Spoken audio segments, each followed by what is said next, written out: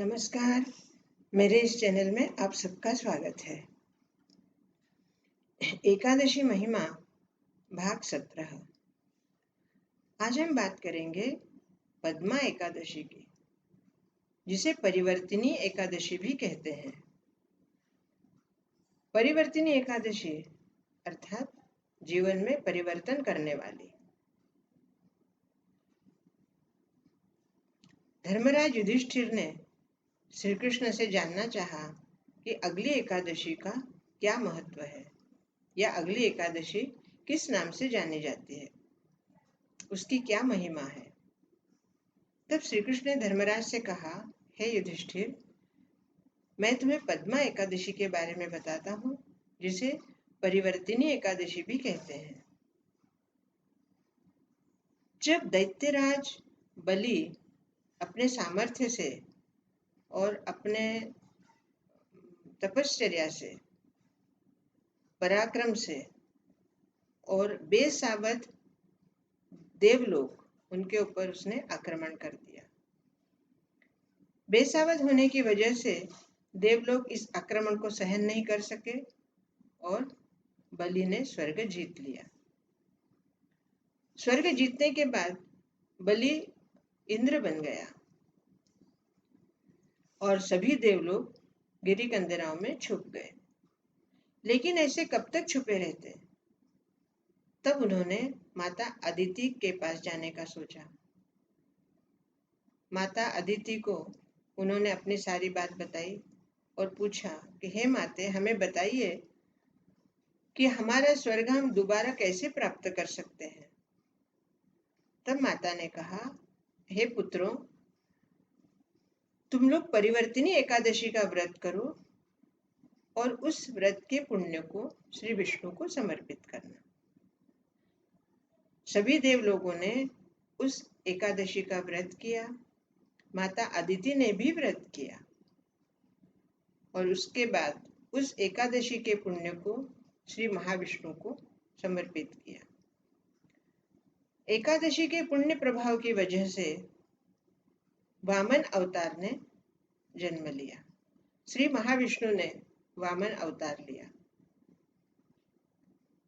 वामन अवतार लेने के बाद उन्होंने दैत्यराज बलि के पास याचक बनकर गए और 3 पग भूमि मांगी यज्ञ के लिए। इतनी छोटी सी चीज मांगने के लिए दैत्यराज बलि को बड़ी हंसी आई कि हे बटू, आपके पग से 3 पग भूमि होती ही कितनी है, आप कुछ और मांगिए। लेकिन वामन अवतार ने कहा, नहीं, मुझे सिर्फ 3 पग भूमि ही चाहिए। और इस तरह संकल्प होने पर श्री वामन अवतार अपने त्रिविक्रम रूप में प्रकट हो गए और उन्होंने पहले चरण से पृथ्वी नाप ली, दूसरे चरण से ब्रह्मांड और तीसरा चरण के लिए उन्होंने बलि से पूछा कि अब मैं तीसरा चरण कहाँ रखूं। तब बलि ने अपने मस्तक को उनके आगे किया और मस्तक पर चरण रखकर बलि को उन्होंने पाताल भेजा। इस तरह देव लोगों को अपना स्वर्ग प्राप्त हुआ। जब वैकुंठ में वापस आ गए श्री महाविष्णु, तब उन्होंने देवराज इंद्र और सभी देवलोकों से कहा कि आप लोग जिस तरह बेसावध थे और इस तरह बेसावध रहने की वजह से ही और अपने आलस्य में डूबे रहे, जिसकी वजह से आपने अपना स्वर्ग गंवाया था।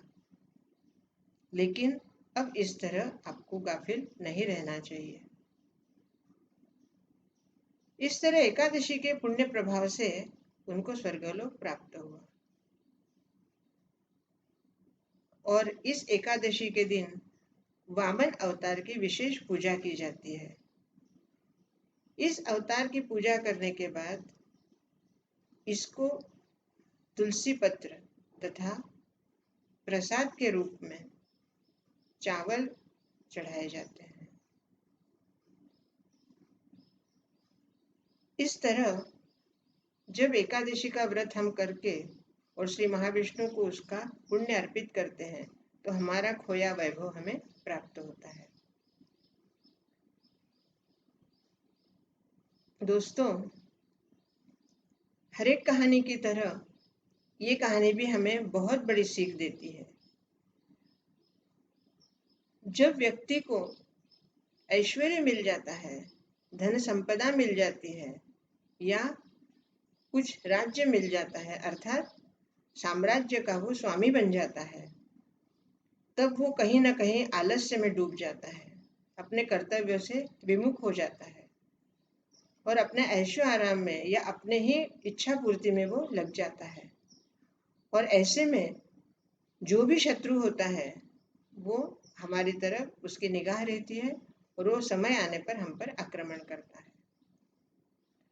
आज के ज़माने में शत्रु अर्थात कोई ऐसा शत्रु नहीं जो आपके ऊपर वार करेगा, लेकिन हमारा शत्रु सबसे बड़ा है हमारा आलस्य। जब तक हम आलस्य में डूबे रहेंगे या हम बेसावध रहेंगे, तब तक किसी भी रूप में शत्रु हम पर आक्रमण कर सकता है, अर्थात हम शत्रु से घिर सकते हैं। काम, क्रोध, लोभ, मद, मोह और मत्सर, ये 6 शत्रु किसी भी रूप में हम पर आक्रमण कर सकते हैं। इसलिए कभी भी बेसावध नहीं रहे। दोस्तों, एकादशी हो या कोई भी व्रत हो, प्रत्येक व्रत के लिए एक संकल्प अवश्य होता है कि जो भी कार्य हम कर रहे हैं, जो भी व्रत हम कर रहे हैं, वह हमारी अकेली की इच्छा पूर्ति के लिए ना होते हुए लोक कल्याण के लिए भी उसका समावेश होना चाहिए। ये सही है कि हर व्रत अपने लिए होता है, लेकिन हमारी भावना ऐसी हो कि उस व्रत से लोक कल्याण भी हो। अगर आपके पास कोई धन संपत्ति या विशिष्ट कोई आपके पास वस्तु आती है तो उसका उपभोग स्वयं अकेले ना करते हुए औरों को भी बांटा जाए। अन्न, वस्त्र, धन, ये आपके पास है, लेकिन इस सबके स्वामित्व आपको नहीं समझना चाहिए कि इस सबका स्वामी मैं ही हूं। अगर भगवान ने आपके पास इतना सामर्थ्य दिया है कि आप इस धन संपदा का रक्षण कर सके, लेकिन ये धन संपदा या आपके पास जो भी ऐश्वर्य है वो लोगों को बांटने के लिए भी होता है। इसलिए ये ध्यान रखें कि आपके पास अगर कुछ वस्तुएं अधिक है तो हो सकता है वो भगवान ने आपको इसलिए अधिक दी हो कि आप ऐसे लोगों में उस वस्तुओं का वितरण करें जिनके पास वो चीजें नहीं है या जिनको इस चीजों की जरूरत है। परिवर्तिनी एकादशी हमें यही बताती है कि आपके पास है लेकिन वो आपका नहीं है। आप उसे सिर्फ अपना ही ना समझिए। जरूरतमंद लोगों को आपके इच्छा के अनुसार, आपके सामर्थ्य के अनुसार उस चीज का वितरण अवश्य करिए। दोस्तों, जिस तरह आज हमारे ऊपर संकट है, लेकिन हम इस संकट को समझ नहीं रहे हैं। संकट किस रूप में आया है ये आप जानते हैं, कोरोना।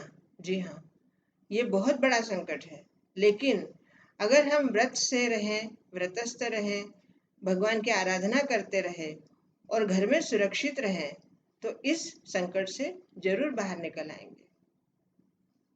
मेरे इस कथा से आपको अगर कुछ प्रेरणा मिलती हो तो आप जरूर लाइक कीजिए, शेयर कीजिए, कमेंट्स कीजिए और बेल बजाइए। बहुत बहुत धन्यवाद। जय श्री कृष्ण।